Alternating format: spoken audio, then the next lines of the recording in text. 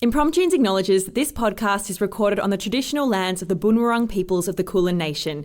We pay our respects to elders past, present and emerging and celebrate their enduring connections to country, knowledge and stories. Impromptunes, impromptunes, impromptunes, imprompt. Do you hear the people improvising? Good people of the world, thanks for tuning in to Impromptunes, the completely improvised musical podcast. Now here they are, the cast of Impromptunes. Hello, listener, it's me, Morgan, and this is Impromptunes, the podcast you're listening to. I'm here with Emerson. Woo! I'm here with Tilly. Woo! I'm here with Jem on the keys. And I'm here with Emmet on the tech desk. Woo! And we're here in a newly done-up studio with lights and cameras and a media wall. It all looks very professional. It's making me nervous even. And a media wall brought to us recently by one of our favourite Patreon members, Dan. Thank you, Dan, for this media wall we've got here. So anyway, the only way you're going to appreciate this is if you go onto our social medias and follow us there. So I guess that's incentive to do so. Anyway, enough about us. How are you? Take our talk back. Oh, no. It's a podcast. Anyone have any fun stories from the week? What did you learn this week? Give me a favourite fact that you learned this week. That's a great question. What did I learn this week? Well, I learned that apparently making stories about yourself, you know, when someone tells a story and you're like, that reminds me of a time that I had that same experience. A classic Emerson move. Yeah. Classic Emerson. Apparently, sign of ADHD. Ah.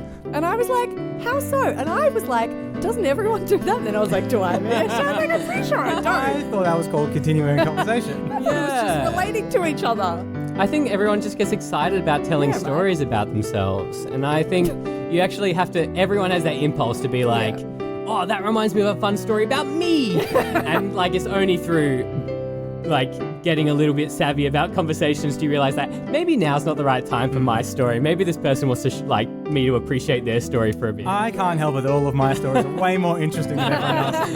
They are, Emerson. Tell us one right now. There was that, I went to the... Oh boy! Slow news day. No, I'm joking. What did you learn this week though, Emerson? Oh, I have not learnt a lot. I have learnt I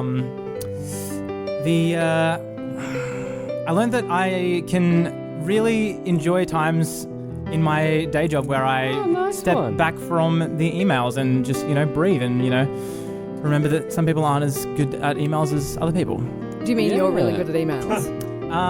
There's some other That definitely sounds like what you were saying. I was sent an email today that was forwarding a question that I had asked someone else, and they were trying to forward the question to me for me to answer. What? And it included the phrase, "Hi Emerson, can you help Emerson out with this?" And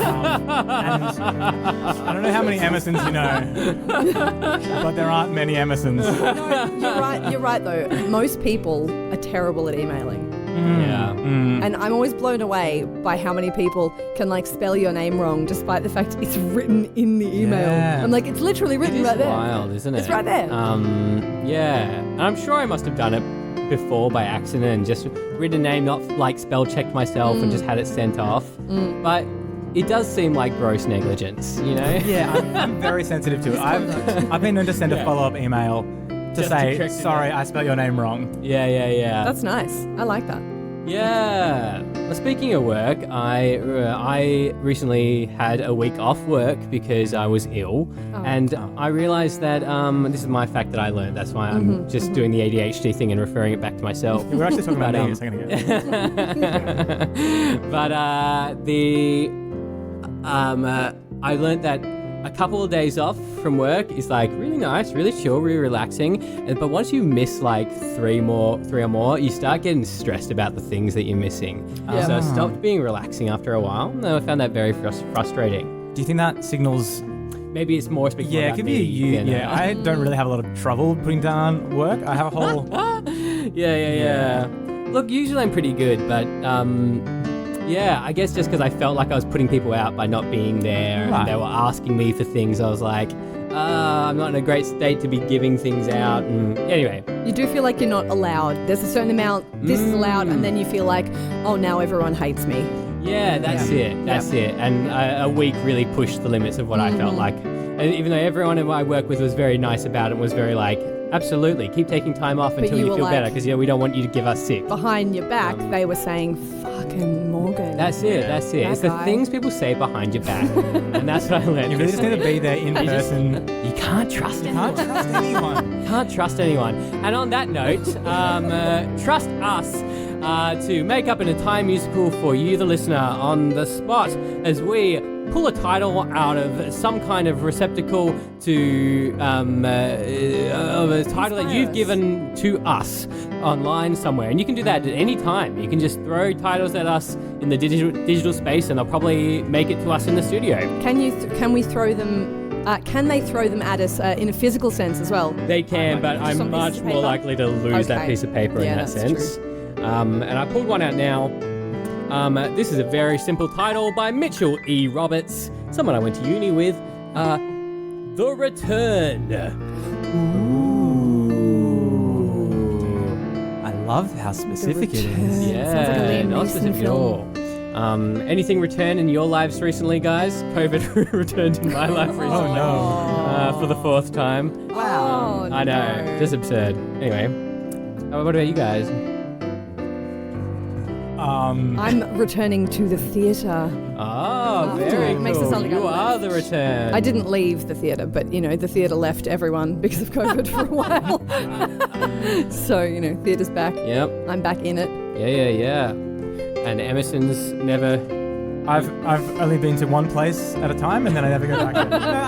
You never go. Emerson's never returned a library book. No, I believe I've been looking at setting up a way to return my solo show to Melbourne Fringe. So I just did it at a comedy festival, and I liked it. So I want to do it again. I want to make it return. I actually tried to come to your comedy festival show, and I was so late that I was embarrassed to come in. So really? I just sat How down late were somewhere, like 15 minutes. Oh, that's not that bad. Yeah. I felt like on an hour-long show was too much, and so I was kind of just like sat somewhere, found somewhere to eat, and just chilled out for 45 minutes. Sorry. And then did you pretend you'd seen it? And you were like, Emerson, great show. I should have. But instead I just never mentioned it. You never returned. It's just those things that embarrass you. Anyway, on to the podcast we go, as we represent for the first and last time ever, ironically, The Return.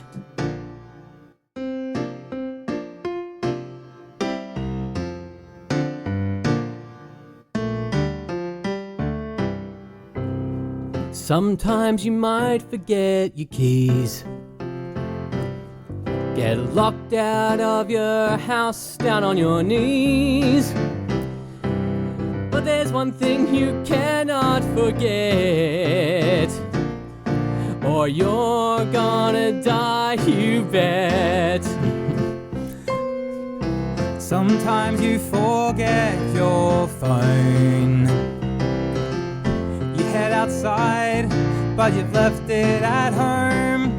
But there's one thing you can't leave the house without, or you will be mad, no doubt. Library book, don't forget your library book. Library book, don't forget your library book, or a librarian's gonna track you down. They'll murder your family, and just to start, They will find you wherever you are, and they will rip out your heart for your library book. Library book, don't forget your library book. Library book, or else library book, you'll die. Don't forget your library book.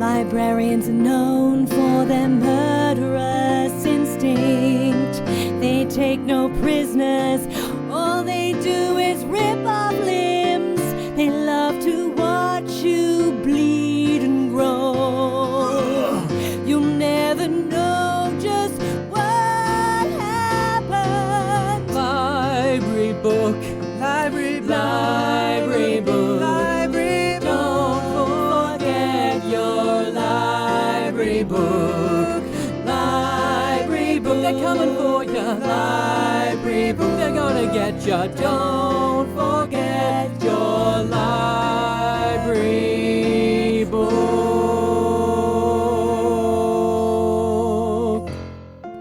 Oh shit. Fuck. Oh my god. Oh my god. Mark. Have you seen The Last Hero of Scotland? I put it down somewhere. I was reading it in the bath and I don't know where I put it. Margaret, it'll show up somewhere. What's your rush? It's 4:45 on a Tuesday afternoon. Exactly, Mark. If I don't return this book by today, it's going to be late. And do you know what happens when I return a library book late? Margaret, nothing happens. It's a library. It's the slowest paced industry in the world. If you don't return it today, you can just return it tomorrow. Mark, you always do this. I have a problem that I think is very real and very important, and you just downplay it. I'm sorry, Margaret. Tell me more about the utmost danger that you'll be in if you return your library book late. Well, the sarcasm in your voice is barely disguised, Mark. Oh, sorry. I should do better at trying to disguise my sarcasm. Well, yes, you should. Or heaven forfend, you could show some interest in your wife of 30 years. Heaven forfend. Maybe you should read more books, I suppose. But, all right, Margaret, here I am. I'm interested. I am committed to this search for your library book. All right, I'm up off the couch now, all right? I'm helping you. I'm doing what Dr. Brownlee said, and I'm taking an interest in your hobbies. Thank you. And I'm doing what Dr. Brownlee said and not immediately jumping to criticism. Now, can we please have a 6-second hug before we start the search? If we have time. 1, 2, 3, 4, 5, that's 6. That was nice. It was nice. I feel better. I feel better too. I apologize for making you feel potentially undermined or belittled in your search for the library book. Thank you, and I apologize for always leaping to the worst conclusions about your tone of voice. I'm so glad we've settled that, Mark. I feel so much better. I feel very good as well. Thank you, Margaret. You're very handsome. Do you know that? Oh, Margaret. You are. Well, sometimes I forget, and then we hug, and I look deep into your eyes, and I just feel so lucky. You're as beautiful as the day I met you. Oh, stop it. Now, let's find this library book. We have 12 minutes left until the end of the world. Is that what you're saying? No, it's not the end of the world. I'm kidding. I'm sorry. It's not that bad. But the librarian did say, it says on the fine print when you take out a book on the docket, no one ever reads the docket, but the docket says, return this book late at your peril. Oh no, peril is never good. No, peril isn't good. Remember that time we went and got dinner and it was actually really nice? And then they gave us a free dessert, but when they gave it to us, they said, have this chocolate brownie at your own peril. Yes, I do remember that. We couldn't eat it. We couldn't eat it. It got into our heads. It looked so nice, and we couldn't eat it. And it was our anniversary. It was our 25th anniversary. But they got into our heads. Peril is never good. Peril is in my head right now, and it is not good. That's fair. Right, where did you last see it? Was it by the bath? It was. Okay, let's head there now. There's too many bath bombs around. It's such a mess in here. I'm not speaking in blaming language. I'm just speaking in observational language. Thank you. Okay, I'm going to hold your hand. Let's cast our minds back.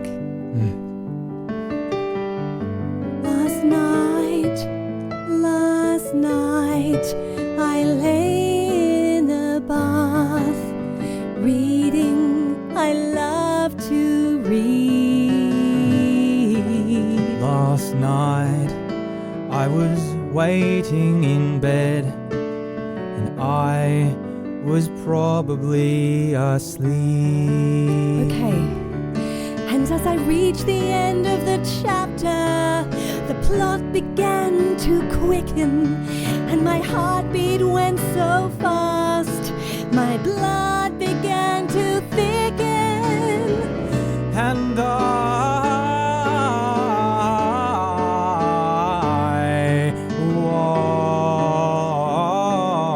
was asleep. Bath book, where are you? Bath book, where could you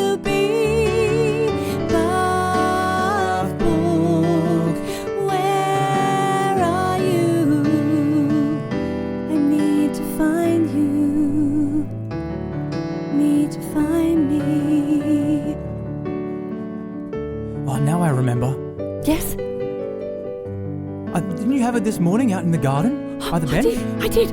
I was reading it while I drank my cup of tea. That's right. Yes, and you pulled out your bookmark, and I'm sorry for noticing. I didn't mean to be staring, but you sort of chewed on the corner like you used to do. Did you notice that? I did, and I saw you chewing on the bookmark,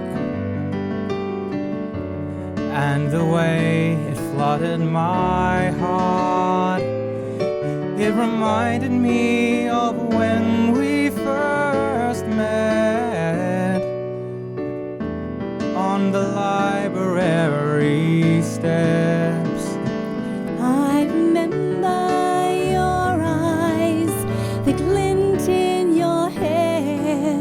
Remember your smile and what you used to wear. You are for me, I am for you. We need to find this, or what will we do? Bath book, where are you?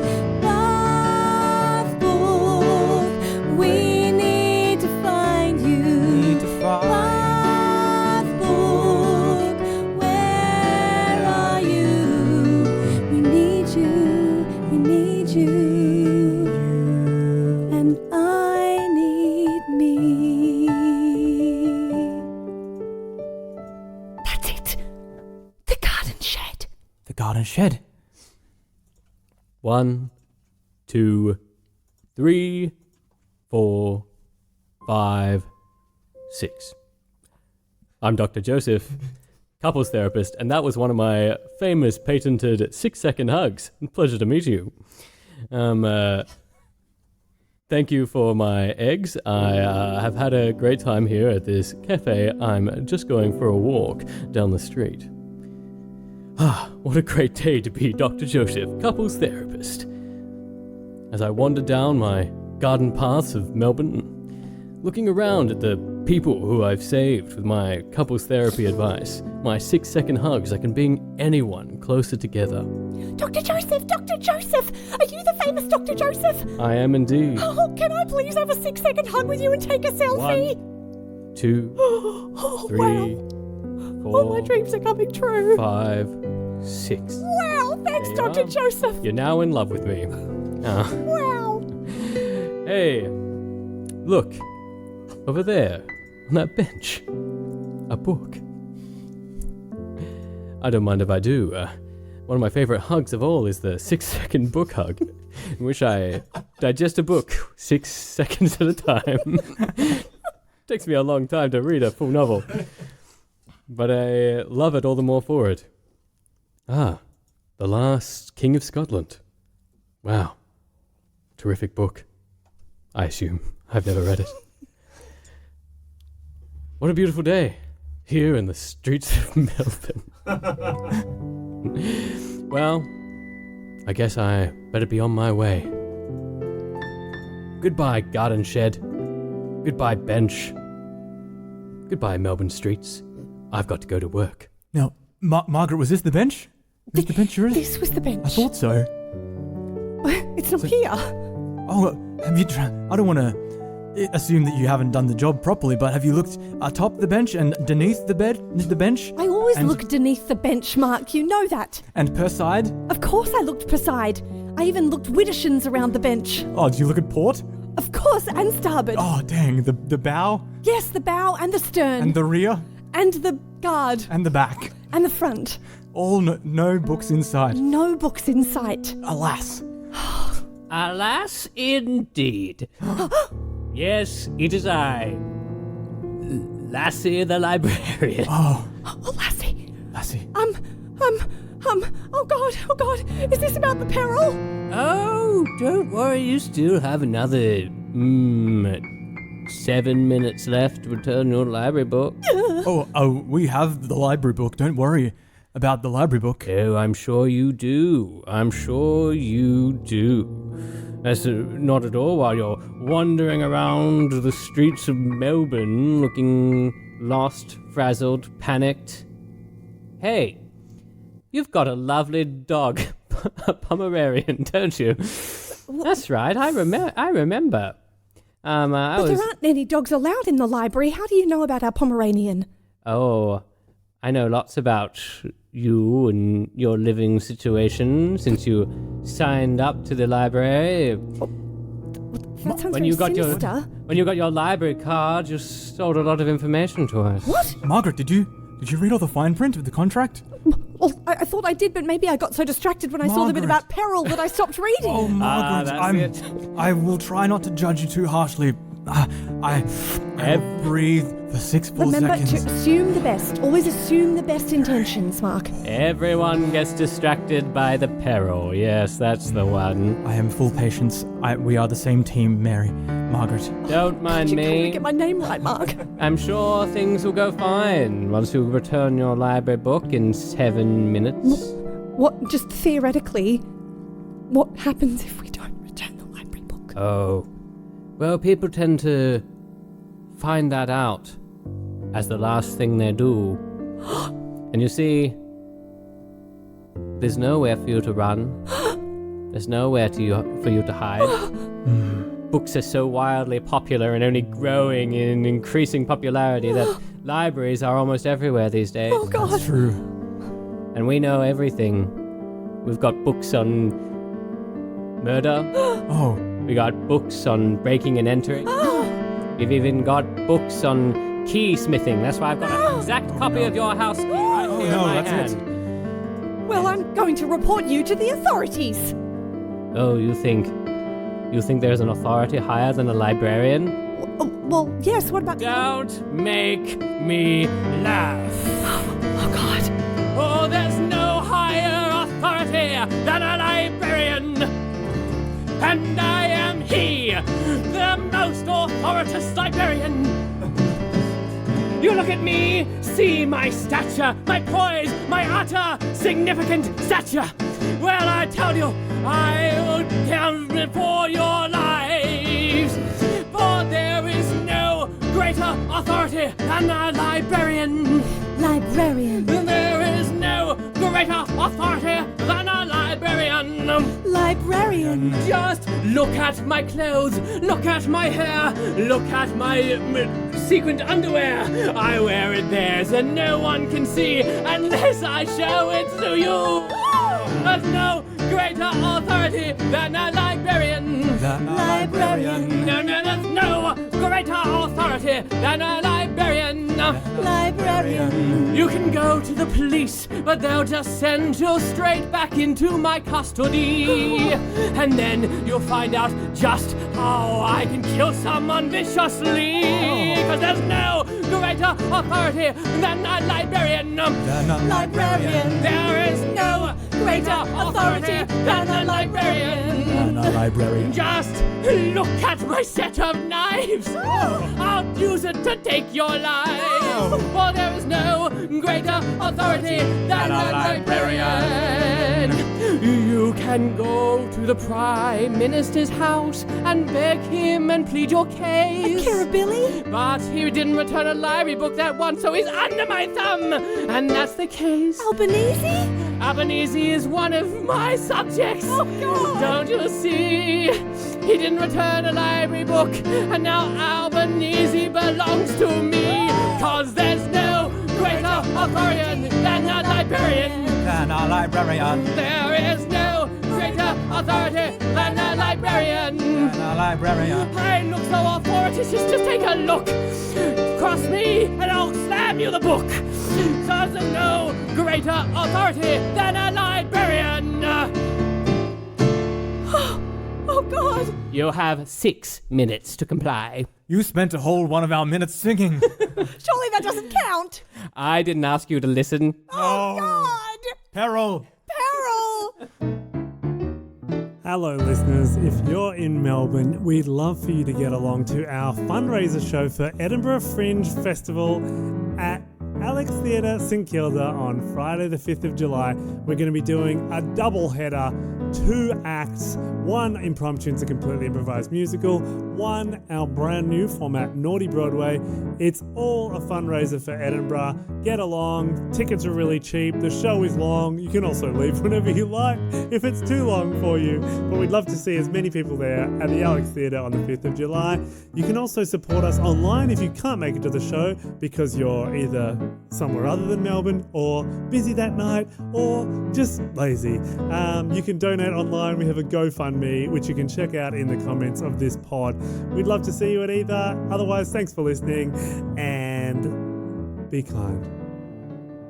Duke, I've just come back from my walk, you see. 1, 2, 3, 4, 5, 6. Feel better, Duke? Yes. I know the stress of being in reception for someone as prestigious as myself can really grind down on you. Yes, well, it does. But thank you, Doctor. The 6 seconds really makes all the difference. Sometimes I wish for 7, but I know it would be too much. You've read my theories on what happens if you hug a person for more than 6 seconds. Instant death. Yes. So all I can assume. I presume. No one's ever done it before. Yes, I presume you thought out the theory before you put it to paper. It, yes. Well, I wouldn't dare test it. I wouldn't want to kill someone. That's true. That's unethical. No. Even for a receptionist like me. Even I understand that. Yes. 6 seconds love, 7 seconds death. 5 seconons. Impartial. Yeah, it's not really worth it, really. Really quite awkwardly short matter. for a hug. Yeah. I mean, that's just my opinion. I'm just a lowly receptionist. No, you're quite right. Thank you. You know, you're quite qualified now after being my receptionist for so long. You've thank you. gone to all of my readings from my book. Yes, I actually keep them all beside me. I've got this big stack of your books right next to me here.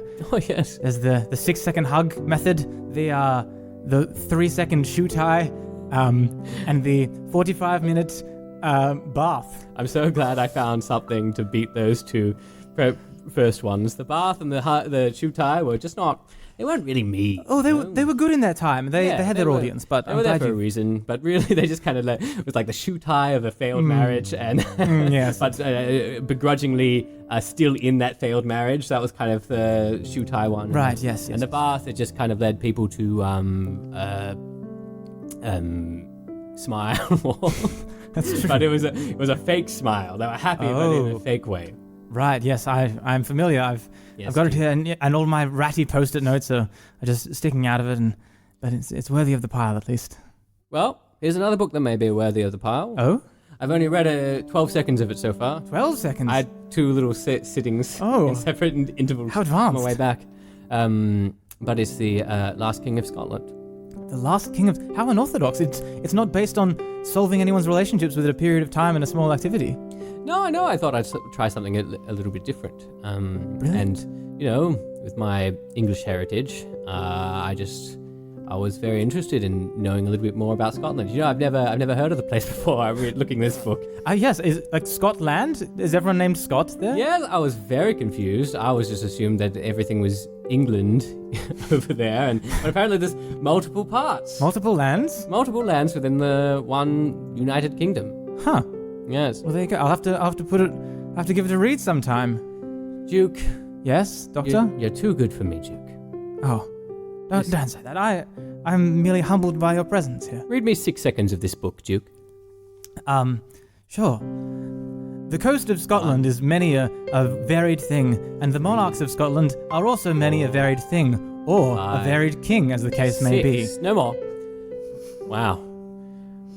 I am learning a lot.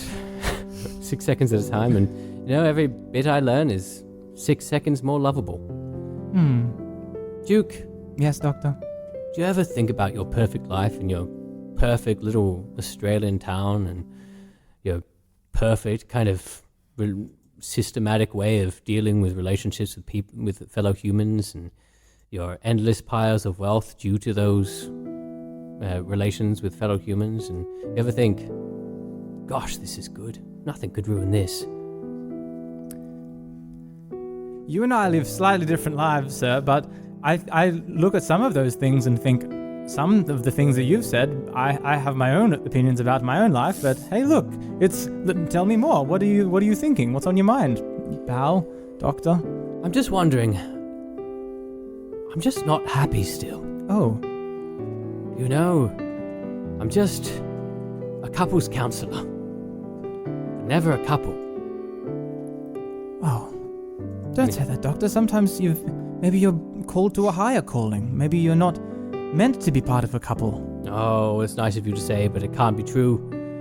You know, no one could love someone like me. Oh, Perfect in every way as I am, I'd make someone feel inadequate. I wouldn't think that. Maybe the person who could be the best for you is right beneath your nose, behind a pile of books. That's the problem, isn't it?